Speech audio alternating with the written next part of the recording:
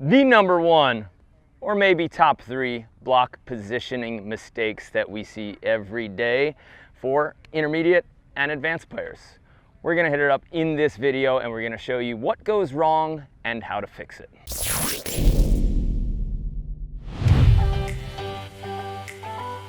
So sometimes one of the players accidentally shanks the ball to the opposite antenna. So instead of passing to their 1 o'clock or their 11 o'clock and keeping the ball centered in the court, they end up missing it and it goes to the opposite antenna. What happens then is that setter is now sprinting away from the passer, trying to make a set. Here's the number one mistake that blockers make in protecting this play. Some blockers, they go and they start chasing the ball or chasing the setter as if there's some kind of threat. That setter's in panic mode. So if the ball's not coming over the net and the setter's not in a good position to jump and spike, you don't need to cover them. What you need to think about is one step in advance. What's that setter's job? The setter's job is to set the hitter. So when you see a shanked set, make sure the ball's not going over the net and that the setter can attack. But as soon as you've answered that question and they're not a threat, you need to look for the passer hitter. And your job is to front them because their body language is going to tell you where the setter is actually aiming.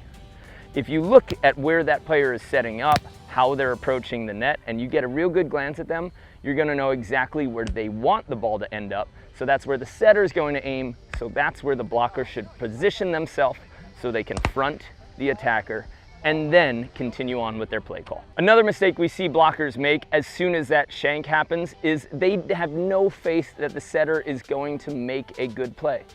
So as soon as blockers see a bad pass, they start leaving the net, assuming that the setter won't make a great play and that the hitter is incapable.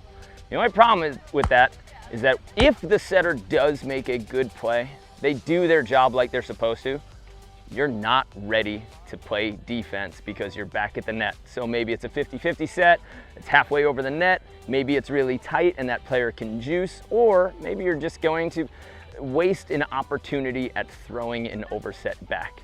You have to stay at the net until you know that the set is not coming over or that you can't grab it. Here's another scenario we see with blockers who don't know how to position themselves on defense. We see this all the time in some of our intermediate classes, and it's when a passer gets a perfect pass, but then they go back behind the setter. Now, instead of shifting with them, the blocker has this addiction to stay on their side of the net. You have no sides in defense. There's no right side, there's no left side. You're either line or cross for both people. So the blocker's job, once they see that the hitter is going around the setter and behind, the blocker's job is to follow the hitter and front them wherever they are. By front them, we mean put your body in the position where you see their body traveling. Wherever you see their hip shape or wherever you see that they want to approach, you need to put your body into that position and then reconfirm your play call. We do that with big butt pats.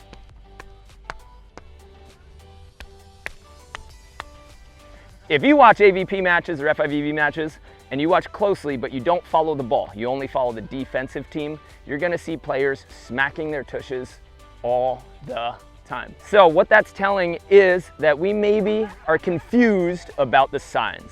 Is it gonna be line? Is it gonna be cross? Well, sometimes we don't know. So we use one hand on one cheek to represent that the blocker is going to cover and block that side of the court. So we hope that makes sense. If I hit this cheek, it means that I'm gonna block the right side of the court. That could mean line or angle, right, on that side. Or if I touch this side, that means that I'm gonna be blocking the left side of the court. A lot of times when I'm making this call, I'm gonna tell my partner by saying, hey, hey, hey, to get their attention to look at where I'm blocking. We do recommend that you stick with the side of the court that you promised when you're blocking. So if you're blocking line and the player goes back behind the setter, now you would be blocking their cross. Because if I'm blocking line, I'm blocking the left side of the court. That is the side of the court that I promised to block and defend. And that means that I, as the blocker, have to move a lot, but at least I'm not forcing my defender to move. One of the important reasons for this is that players go by body mechanics. So some players really like to hit cross body, some like to hit wrist away, some like to hit straight on.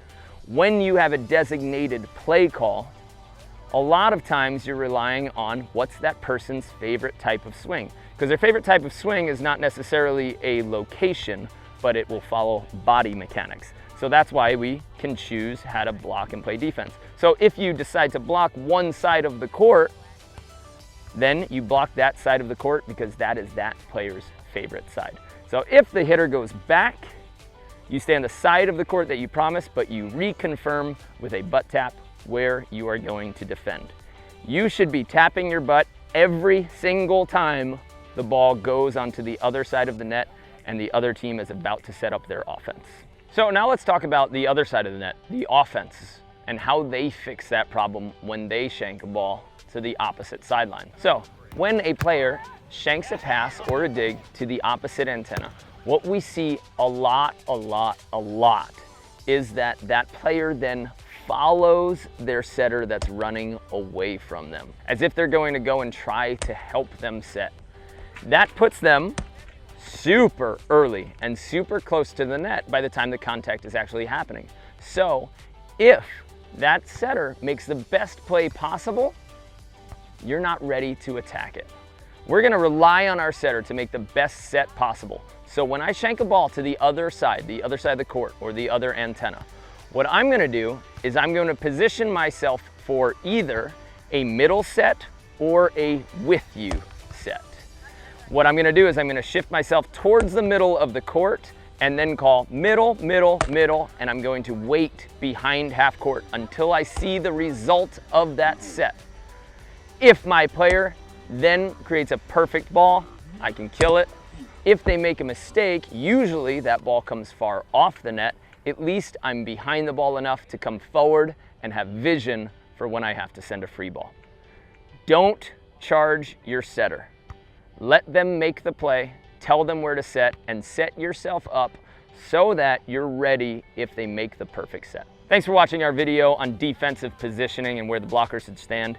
If you have other questions about positioning, and we get them a lot, we want you to go ahead in the comments below and tell us your question.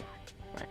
Ask us where you should be in what situation, and then we want you to go ahead and join our Volley Chat Facebook group. We're gonna link that below because you will get a ton of answers from great players, coaches, and international referees on that Facebook group.